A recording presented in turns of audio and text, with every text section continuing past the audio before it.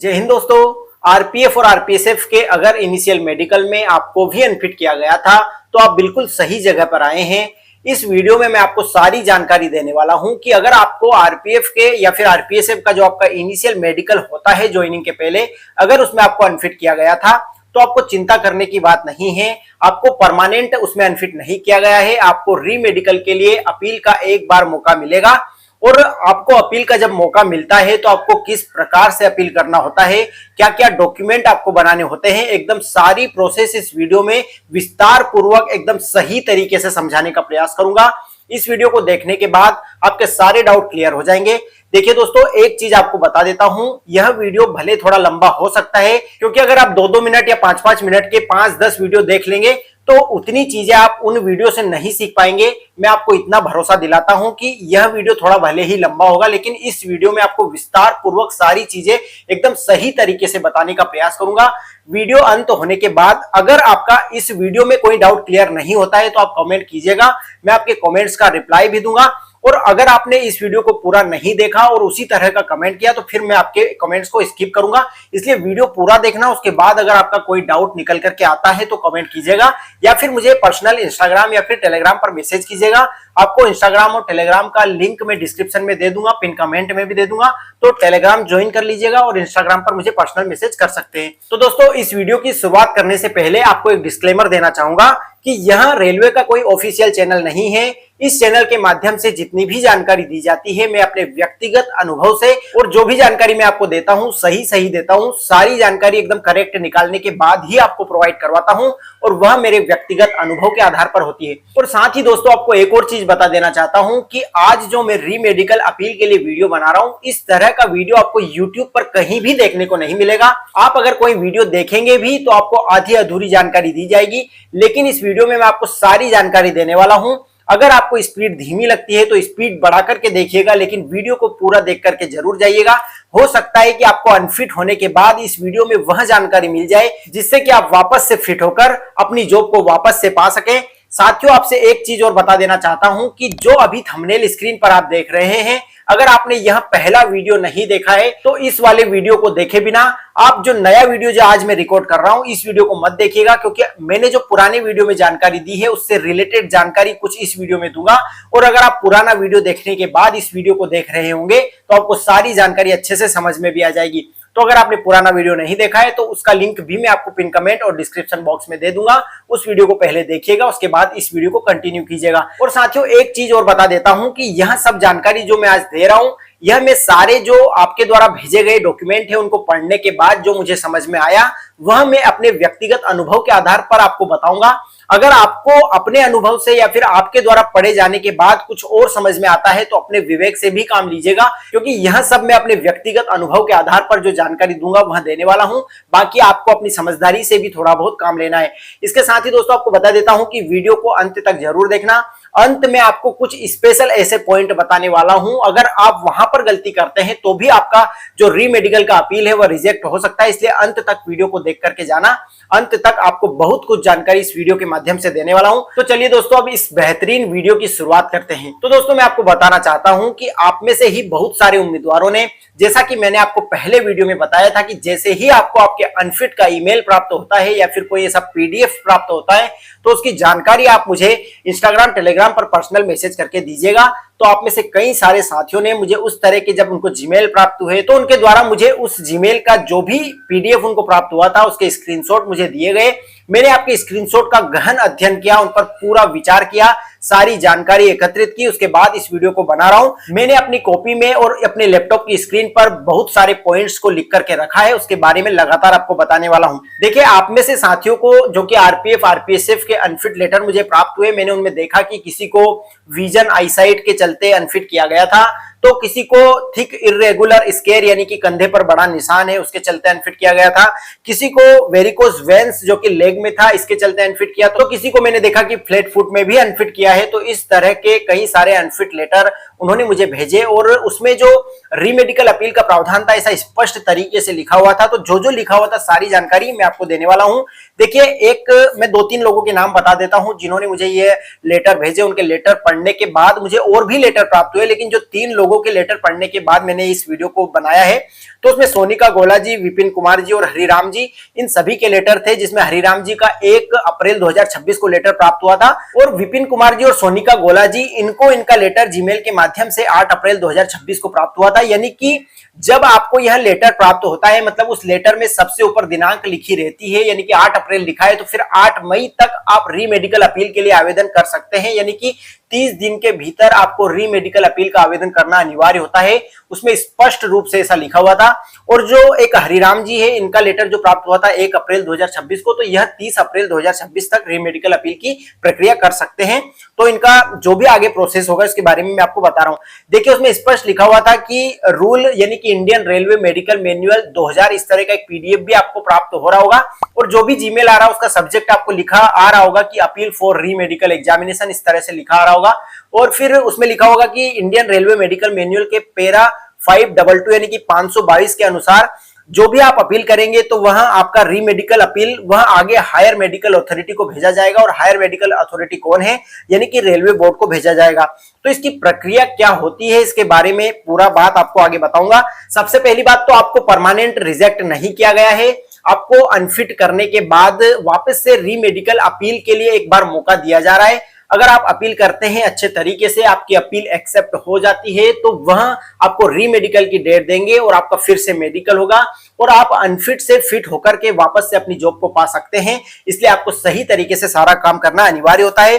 Time limit के बारे में बता देता हूं कि स्पष्ट तरीके से लिखा हुआ कि 30 दिन के अंदर आपको अपील करना अनिवार्य है। और 30 दिन तक अगर आपने अपील नहीं की तो आपकी जो उम्मीदवारी है वह ऑटोमेटिकली कैंसिल मानी जाएगी, या फिर आपका जो पुराना जो रिजल्ट था, यानी कि आपको पहले अनफिट किया गया था, तो फिर आपको अनफिट ही घोषित कर दिया जाएगा।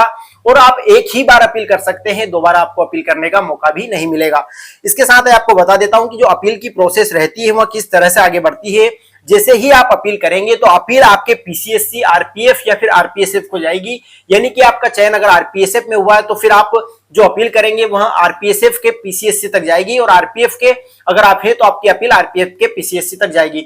आरपीएफ आरपीएसएफ के पीसीएससी के माध्यम से वह आपकी अपील रेलवे बोर्ड तक ट्रांसफर की जाएगी, और रेलवे बोर्ड अगर उसे एक्सेप्ट कर लेता है तो फिर आपकी अपील को फॉरवर्ड किया जाएगा पीसीएमडी यानी कि प्रिंसिपल चीफ मेडिकल डायरेक्टर तक आपकी अपील को फॉरवर्ड किया जाएगा। पीसीएमडी जो है वह आपके लिए आपकी अपील जब एक्सेप्ट हो जाती है तो आपकी अपील एक्सेप्ट होने के बाद पीसीएमडी 3 मेंबर मेडिकल बोर्ड का गठन करेगा।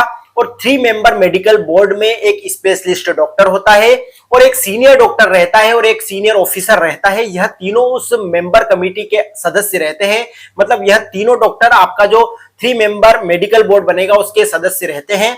और साथ ही आपको एक चीज बता देता हूं कि जो आपका पहले मेडिकल किए थे, यानी कि जहां भी आपका मेडिकल हुआ था, तो वहां जो डॉक्टर वहां पर थे उनमें से कोई भी डॉक्टर आपके इस मेडिकल बोर्ड में शामिल नहीं रहते हैं। साथ ही ऐसा जरूरी नहीं है कि जहां पर आपका मेडिकल हुआ था वहीं पर आपका री मेडिकल हो, ऐसा जरूरी नहीं है।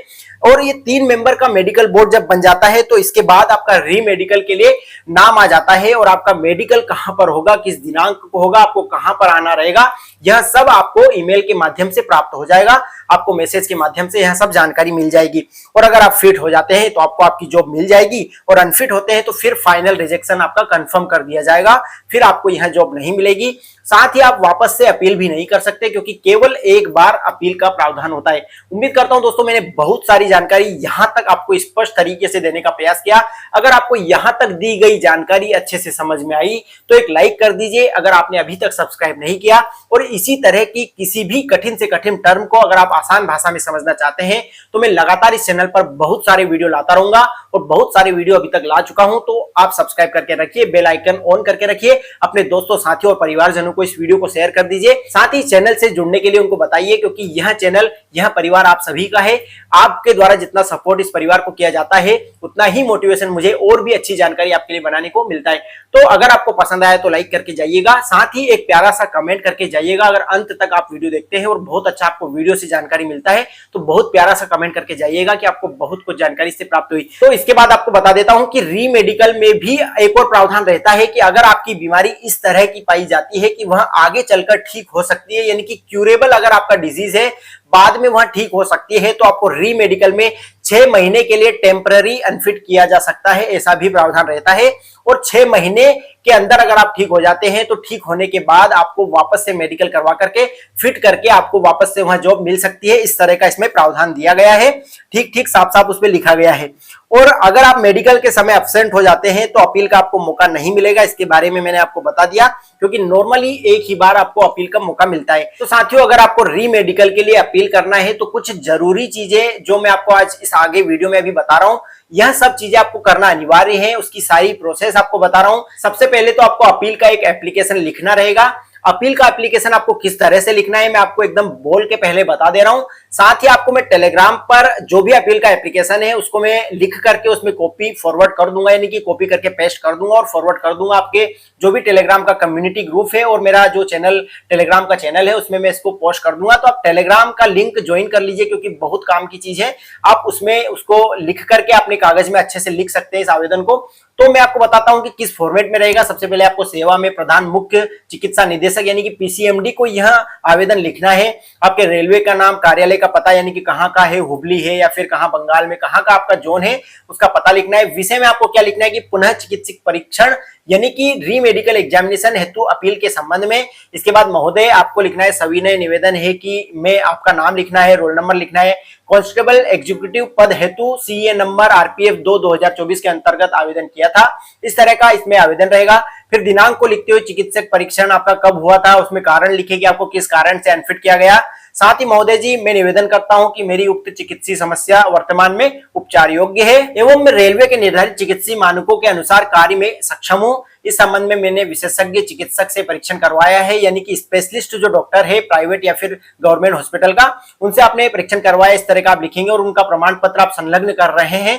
अतः निवेदन है कि मुझे पुनः चिकित्सीय परीक्षण यानी कि री मेडिकल एग्जामिनेशन का अवसर प्रदान करने की कृपा करें, जिससे कि मैं अपनी वास्तविक चिकित्सीय स्थिति प्रमाणित कर सकूं। साथ ही मैं नियमानुसार 1000 रुपए का डिमांड ड्राफ्ट भी संलग्न कर रहा हूं। इस तरह से आप जो जो संलग्न करेंगे यानी कि चिकित्सीय प्रमाण पत्र यानी कि मेडिकल सर्टिफिकेट हो गया, डिमांड ड्राफ्ट हो गया और मेडिकल अनफिट लेटर की प्रति, यह सब आपको उसमें लिखना है। फिर आपकी अपील स्वीकार करने की कृपा करें, धन्यवाद। आपका नाम लिखेंगे, रोल नंबर, पिता का नाम, मोबाइल नंबर, पता, दिनांक, स्थान, हस्ताक्षर सब करके आपको इस तरह से एक आवेदन बनाना है। तो यह आवेदन मैंने आपको बोल करके बताया। इसी आवेदन का कॉपी पेस्ट मैं आपको टेलीग्राम ग्रुप पर दे दूंगा, तो टेलीग्राम से जुड़ जाइए। साथ ही मैं आपको बता देता हूं कि एक तो आपका ये अपील आवेदन हो गया, दूसरी चीज आपकी क्या हो गई, मेडिकल सर्टिफिकेट। मेडिकल सर्टिफिकेट के बारे में मैं आपको बता देता हूं कि इसमें क्या क्या चीजों को आपको ध्यान रखना होगा। सबसे पहले तो आपका एक मेडिकल सर्टिफिकेट, जब आपको अनफिट का एक जीमेल आता है तो उसमें सबसे नीचे एक सर्टिफिकेट दिया रहता है जिसमें कि एक फोटो वाला कॉलम है, यानी कि फोटो उसमें चिपकाना है। इस तरह का एक सर्टिफिकेट सबसे नीचे अटैच करके एक जो कॉपी दी हुई है उसे ही आपको निकलवाना है, फोटोकॉपी निकलवा लेना है। उसमें देखिए आपको मेडिकल सर्टिफिकेट बनवाना है तो प्राइवेट या फिर गवर्नमेंट डॉक्टर जो स्पेशलिस्ट डॉक्टर होना चाहिए वही होना चाहिए, कोई नॉर्मल या फिर जनरल डॉक्टर ऐसा नहीं चलेगा। और आपको जिस तकलीफ में अनफिट किया गया है उसी से संबंधित स्पेशलिस्ट डॉक्टर होना चाहिए, यानी कि ऐसा ना हो कि आपको आंख में अनफिट किया और आप दांत वाले डॉक्टर से वहां लेटर बनवा रहे हैं। तो आप यह बात तो आसानी से समझ रहे होंगे, आपको अच्छे से समझ में आ रही होगी कि मैं क्या बताना चाह रहा हूं। साथ ही डॉक्टर उसमें क्या लिखे, यानी कि आप इसमें लिखने की जरूरत नहीं है। मैंने आपको पहले वीडियो में बताया था कि डॉक्टर इसमें यह लिखेगा कि डॉक्टर को रेलवे के मेडिकल स्टैंडर्ड के बारे में जानकारी है, साथ ही उसको रेलवे ने अनफिट घोषित किया है, इस प्रकार से डॉक्टर इसमें लिखेगा। लेकिन आपका जो मेडिकल फॉर्मेट है इसमें जो मैं आपको हाईलाइट करके बता रहा हूं यह सब चीज पहले से लिखी हुई है, तो डॉक्टर जब साइन करेगा तो वह ऑटोमेटिकली प्रमाणित हो जाएगा कि डॉक्टर इस बात से अवेयर था कि यह रेलवे के मेडिकल स्टैंडर्ड के अंतर्गत फिट है या नहीं। इस प्रकार से डॉक्टर लिखेगा।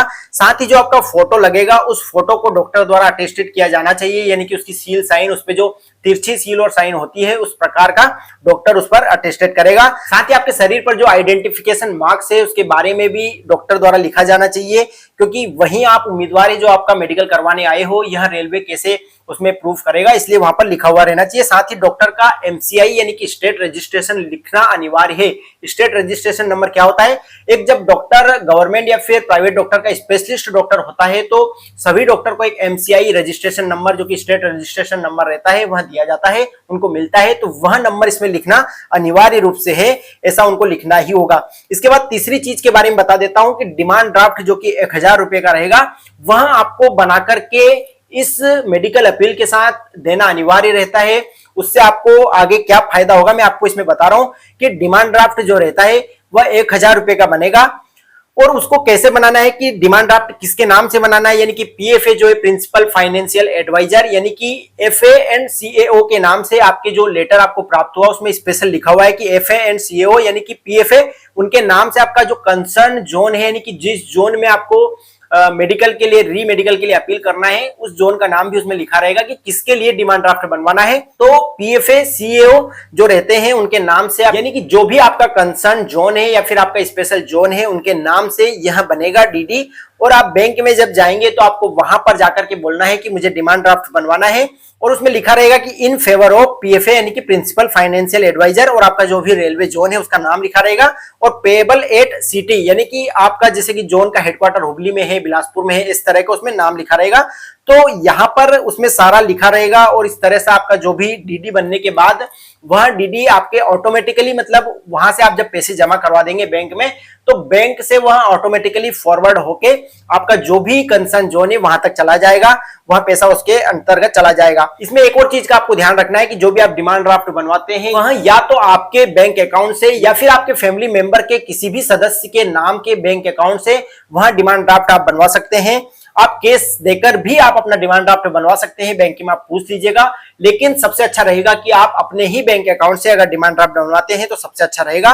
और जो भी आप डिमांड ड्राफ्ट बनवाते हैं तो डिमांड ड्राफ्ट में सबसे आगे तो वह इंफॉर्मेशन रहेगी कि आपने 1000 रुपए किस कंसर्न जोन को कहां पर किसके खाते में, यह सब किस जोन में मतलब रेलवे को किस तरह से आपने जमा करवाई, यह सब जानकारी आगे रहेगी। लेकिन जो पीछे डिमांड ड्राफ्ट के पीछे खाली जगह रहेगी उसमें आपको आपका नाम लिख देना है, आपका रोल नंबर लिख देना है, आपका मोबाइल नंबर लिख देना है। यह सब चीज आपको उस डिमांड ड्राफ्ट के पीछे अच्छे तरीके से क्लियर तरीके से लिख देना है ताकि आगे चलकर कोई गलती ना हो। इसके साथ ही यह सब 3 चीजें मैंने आपको बता दी, मेडिकल सर्टिफिकेट हो गया, डिमांड ड्राफ्ट 1000 रुपए का हो गया, साथ ही जो अपील का एप्लीकेशन है वह सब 3 चीजें आपने रख दी। साथ ही आपको जो कॉपी ऑफ अनफिट लेटर यानी कि जो जीमेल के माध्यम से आपको अनफिट आपको किस कैटेगरी में किया है इस तरह का आपको एक लेटर प्राप्त हुआ होगा, और इन चारों चीजों को अच्छे से फोल्ड करके आपको एक लिफाफे में या फिर जो इन्वेलोप जिसको बोलते हैं आपको दुकान पर जनरल स्टोर पर कहीं पर भी मिल जाएगा, तो इस तरह के इन्वेलोप में आपको अच्छे से रखकर उस लिफाफे को बंद करके अच्छे से रख देना है। और आपको स्पीड पोस्ट के माध्यम से आपका जो भी लिफाफा है या फिर आपने जो भी उसमें सर्टिफिकेट रखे हैं उसको स्पीड पोस्ट के माध्यम से भेजना है। दोस्तों एक चीज का ध्यान रखना कि आपको स्पीड पोस्ट ही करना है, आपको नॉर्मल पोस्ट नहीं करना है। साथ ही आपको जो भी एड्रेस दिया रहेगा कहां पर आपको भेजना है, देखिए 2 चीज आपको इसमें इंपॉर्टेंट बता रहा हूं, अगर आप ध्यान से सुन रहे होंगे तो आपको सारी चीजें समझ में आ रही होगी। आप जो भी एप्लीकेशन लिखेंगे यानी कि जो लिफाफे के अंदर आपने एप्लीकेशन लिखा है कि आपको री मेडिकल अपील के लिए जो आवेदन आपने लिखा था जो मैंने आपको बोलकर सुनाया था और मैं आपको टेलीग्राम पर भेजूंगा, तो वह एप्लीकेशन आपको पीसीएमडी को लिखना है यानी कि प्रिंसिपल चीफ मेडिकल डायरेक्टर को वह एप्लीकेशन लिखना है। साथ ही जो लिफाफा आपने सारी चीजें इसमें रख दी और इस लिफाफे को जब आप स्पीड पोस्ट करेंगे तो स्पीड पोस्ट में आपको पता होना चाहिए कि आपको किसी एड्रेस पर तो स्पीड पोस्ट करना होता है, तो वह एड्रेस जो रहेगा वह आपका पीसीएससी का रहेगा यानी कि प्रिंसिपल चीफ सिक्योरिटी कमिश्नर उनका एड्रेस रहेगा। और वह एड्रेस आपके सीधे सीधे जो भी आपका ईमेल आएगा उसमें एड्रेस दिया रहेगा कि पीसीएससी, अगर आप आरपीएसएफ के हैं तो आपका आरपीएसएफ का एड्रेस रहेगा, और आप अगर आरपीएफ के हैं तो पीसीएससी आपको किस जोन के पीसीएससी को वह एड्रेस पर फॉरवर्ड करना है। तो यह सब चीजें आपको स्पीड पोस्ट के माध्यम से स्पीड पोस्ट जो करना है वह पीसीएससी को करना है, साथ ही जो आवेदन रहेगा वह पीसीएमडी को लिखा जाएगा। उम्मीद करता हूं कि मैंने यह क्लियर पॉइंट आपको बताने का प्रयास किया। आप जैसे ही आपका स्पीड पोस्ट करते हैं पीसीएससी, आरपीएफ या फिर आरपीएसएफ तक वहां जाएगा, उनके पास जैसे ही रिसीव हो जाता है तो वहां उसको आगे फॉरवर्ड कर देंगे पीसीएमडी तक, यानी कि रेलवे बोर्ड के थ्रू जो मैंने आपको स्टार्टिंग में प्रोसेस बताई थी कि वहां आगे पीसीएमडी तक चला जाता है। पीसीएमडी फिर बाद में 3 मेंबर रेलवे मेडिकल बोर्ड यानी कि जो आपका मेडिकल करवाएंगे उसका गठन करता है और आपका री मेडिकल कंडक्ट करवाया जाता है। तो यह सब चीज मैंने आपको बता दी। तो एनवेलोप के अंदर यानी कि जो आपका पोस्ट ऑफिस के माध्यम से आप स्पीड पोस्ट करेंगे तो उसके अंदर जो आपका लिफाफा रहेगा उसके अंदर क्या क्या चीज रहेगी, एप्लीकेशन हो गया, मेडिकल सर्टिफिकेट हो गया, डिमांड ड्राफ्ट हो गया और अनफिट लेटर की कॉपी होगी। यह 4 चीज आपको उसमें रखना है। तो साथियों आपको जो भी स्पीड पोस्ट करेंगे तो उस लिफाफे पर आपका यहाँ का एड्रेस यानी कि फ्रॉम में आपका एड्रेस जहां से आप भेज रहे हैं और टू में आपके पीसीएससी का एड्रेस आपको उसमें लिखना है। साथ ही उस लिफाफे पर आपको अर्जेंट लिख देना है सबसे ऊपर, ताकि उसको अर्जेंसी में लिया जाए यानी कि जो आपातकालीन है कि बहुत जल्दी से उसको मतलब प्रेफर किया जाएगा आगे भेजने के लिए। तो आपको इस तरह से उसमें अर्जेंट लिखना है। साथ ही फ्रॉम और टू में आपका एड्रेस फ्रॉम में रहेगा और टू में जिसको आप भेज रहे हैं कि पीसीएससी का एड्रेस आपका टू में रहेगा। साथ ही आपको एक चीज और करना है कि जैसे आप स्पीड पोस्ट कर देते हैं तो आपको उसमें स्पीड पोस्ट करते समय प्रॉपर एड्रेस डालना है। साथ ही स्पीड पोस्ट करने के बाद आपको वहां पर एक रिसिप्ट जरूर ले लेना है। रिसिप्ट में आपको 13 अंकों का एक नंबर दिया जाएगा और उससे आप क्या करेंगे कि आप उससे ट्रैकिंग कर सकते हैं कि आपका स्पीड पोस्ट कहां तक पहुंचा। तो आपको जो 13 अंकों का डिजिट नंबर मिलेगा यानी कि रिसिप्ट नंबर मिलेगा, तो उसके माध्यम से आप इंडिया पोस्ट के वेबसाइट पर या फिर इंडिया पोस्ट के एप्लीकेशन पर जाकर के आप अपने स्पीड पोस्ट को ट्रैकिंग कर सकते हैं कि आपका स्पीड पोस्ट कहां तक पहुंचा, और 4 से 5 दिन में आप उसको ट्रैकिंग करते रहें। तो जैसे ही आपका स्पीड पोस्ट आगे पहुंचता है, उसे रिसीव कर लिया जाता है, अपील एक्सेप्ट हो जाती है, तो आपको ईमेल या फिर मैसेज के माध्यम से जानकारी मिल जाएगी। और साथियों आपको एक चीज बता देता हूं कि डिमांड ड्राफ्ट जो आप भरते हैं 1000 रुपए का, अगर आप अनफिट हैं और उसके बाद आपका रीमेडिकल अपील एक्सेप्ट हो गया, आपका रीमेडिकल हुआ और फिर आप अनफिट से फिट हो गए, यानी कि आपका अनफिट से आप अगर फिट हो जाते हैं तो जो आपका 1000 रुपया है वह आपको वापस से रिफंड कर दिया जाता है। और अगर आप अनफिट के बाद फिट नहीं होते हैं और आप अनफिट ही रह जाते हैं तो फिर आपका 1000 रुपया आपको रिटर्न नहीं होता है, वह आपका चला जाता है। यह चीज भी मैंने आपको पहले वीडियो में बताई थी, इस वीडियो में भी बता दी। अब मैंने आपको स्टार्टिंग में कुछ बताया था कि कुछ महत्वपूर्ण पॉइंट मैं आपको अंत में बताऊंगा जो आपको बहुत जरूरी है, बहुत काम के रहने वाले हैं। तो मैं आपको बता देता हूं कि सबसे पहली बात, आपको गलत एड्रेस नहीं लिखना है। जो भी आप अपना स्पीड पोस्ट करेंगे तो आपको गलत एड्रेस पर स्पीड पोस्ट नहीं करना है, गलत डीडी नहीं बनाना है, यानी कि डिमांड ड्राफ्ट है वह गलत नाम से मत बनाइएगा। जिसके नाम से जो FANCAO का उसमें नाम दिया गया है आपके लेटर में, उन्हीं के नाम से आपको डीडी बनाना है। साथ ही 1 महीने के अंदर आपको भेजना रहता है, 1 महीने के अंदर आपको रीमेडिकल अपील करना रहता है, नहीं तो बाद में आपकी रीमेडिकल अपील एक्सेप्ट नहीं की जाएगी, आपकी उम्मीदवारी ऑटोमेटिकली कैंसिल मान ली जाएगी। साथ ही आपका जो मेडिकल सर्टिफिकेट है वह इनकम्प्लीट नहीं होना चाहिए, यानी कि उसमें कुछ जानकारी डॉक्टर की जो जरूरी है, यानी कि डॉक्टर का MCI नंबर या फिर स्टेट रजिस्ट्रेशन नंबर उसमें लिखा हुआ रहना चाहिए, डॉक्टर की सील साइन होनी चाहिए, डॉक्टर द्वारा आपको फिट किया गया ऐसा प्रमाणित होना चाहिए, आपके आइडेंटिफिकेशन मार्क्स उसमें होनी चाहिए, आपके नाम, यह सब चीजें उसमें क्लियर स्पष्ट तरीके से लिखी होनी चाहिए। साथ ही आपका रिसेंट का मेडिकल सर्टिफिकेट बना हुआ होना चाहिए। ऐसा ना हो कि 1-2 महीने पहले आपने बना करके रख लिया। रिसेंट यानी कि 5 से 7 दिन के अंदर या फिर जो 1 महीने का समय है इसके भीतर का आपका मेडिकल सर्टिफिकेट डॉक्टर द्वारा प्रमाणित किया हुआ, गवर्नमेंट या फिर प्राइवेट का स्पेशलिस्ट डॉक्टर का रिपोर्ट होना चाहिए। साथ ही आपको एक चीज बता देता हूं कि आपका एनवेलोप पर अर्जेंट जरूर लिख देना। अर्जेंट आप लिखेंगे तो उसे जल्दी से जल्दी आगे भेजने के लिए प्रेफर किया जाएगा। साथ ही सभी डॉक्यूमेंट की आप मल्टीपल कॉपी बना करके रख लेना, यानी कि डॉक्टर आपको जो भी मेडिकल सर्टिफिकेट देता है तो उसकी फोटोकॉपी निकाल लेना। फाइनल होने के बाद आप जो एक आवेदन लिखेंगे उसकी भी 1-2 फोटोकॉपी रख लेना। साथ ही आपका जो भी मतलब अनफिट वाली कॉपी है उसकी भी 1-2 फोटोकॉपी रख लेना, और अंत में आपका जो डीडी बनाते हैं उसका भी 1-2 फोटोकॉपी रख लेना, क्योंकि अगर ऐसी कुछ बाद में जरूरत लगती है तो वह काम आएंगे। साथ ही आपका मोबाइल नंबर हमेशा ऑन रखना, यानी कि जो भी आपका परमानेंट मोबाइल नंबर है जिस पर आपको अपडेट मिलते हैं वह ऑन रखना। आपका जीमेल ऑन रखना, उसको हमेशा लगातार चेक करते रहना, ताकि अगर कोई अपडेट रेलवे के माध्यम से आपको मिलती है तो वह आप मिस ना कर सको। उम्मीद करता हूं दोस्तों इस वीडियो में मैंने बहुत सारी जानकारी बोलकर आपको दिखा करके बताने का प्रयास किया, और अगर इस तरह से आपको स्पष्ट तरीके से किसी ने अभी तक नहीं बताया तो वीडियो को लाइक जरूर कर दीजिएगा, अपने दोस्तों और साथियों को शेयर कर दीजिएगा। उम्मीद करता हूं दोस्तों मैंने अपना 100% देने का प्रयास किया। इस वीडियो को 1 से 2 बार आप ध्यान से देखिएगा मैंने क्या बताने का प्रयास किया। सही तरीके से जो मैंने आपके लिए बना करके लिखा था, जो मैंने समझा था, वह सब चीज मैंने आपको बताई। एक और चीज आपको बता देता हूं कि आप अपने स्वविवेक से भी काम लीजिएगा। जो चीज उसमें लिखी हुई है उसे आराम से पढ़िएगा। आपको और कुछ उचित लगता है इसके अलावा तो वह कीजिएगा। केवल मेरे द्वारा बताई गई बात पर विश्वास करके आगे काम मत कीजिएगा। लेकिन मैं यह बता सकता हूं कि मैंने अच्छे से गहन अध्ययन करके आपको सारी जानकारी देने का प्रयास किया। अगर आप मुझ पर भरोसा अभी तक करते आए हैं तो इस बार भी कीजिए, मैंने आपको सही जानकारी दी है। बाकी आप अपने तरीके से और किसी से अगर पूछ सकते हैं तो उनसे पूछिएगा और इसके बाद अपनी प्रोसेस को आगे कीजिएगा, क्योंकि यहां अगर आप अच्छे तरीके से प्रोसेस करेंगे, आपकी अपील एक्सेप्ट हो जाती है और बाद में आपका रीमेडिकल होता है और फिट हो जाते हैं, तो आपको जो अनफिट किया गया था, जो डर आपको मन में था कि आप अनफिट हो गए तो आपकी जॉब चली जाएगी, तो वह जॉब आपको वापस से मिल सकती है। इसलिए अच्छे से विचार करके अच्छे तरीके से सारी प्रोसेस को कीजिएगा और इत्मीनान से अच्छे से सारा काम कीजिएगा, आप एकदम फिट हो जाएंगे। और जैसे ही आप फिट होते हैं, जैसे ही आप सारी प्रोसेस करते हैं, तो मुझे इसकी जानकारी दीजिएगा। मुझे बहुत खुशी होगी अगर आप अपना अपील अच्छे से करके आपकी अपील एक्सेप्ट हो जाती है, आपका मेडिकल होने के बाद आप फिट हो जाते हैं, तो मुझे बहुत खुशी होगी और मुझे अच्छा लगेगा कि मेरी की गई मेहनत से आपको कुछ परिणाम मिला, तो मुझे बहुत अच्छा लगेगा। उम्मीद करता हूं दोस्तों आपको वीडियो पसंद आया होगा। वीडियो पसंद आया तो वीडियो को लाइक कीजिएगा, अपने दोस्तों साथियों को शेयर कीजिएगा। मिलते हैं अगली जानकारी भरी वीडियो में, तब तक के लिए जय हिंद, जय भारत।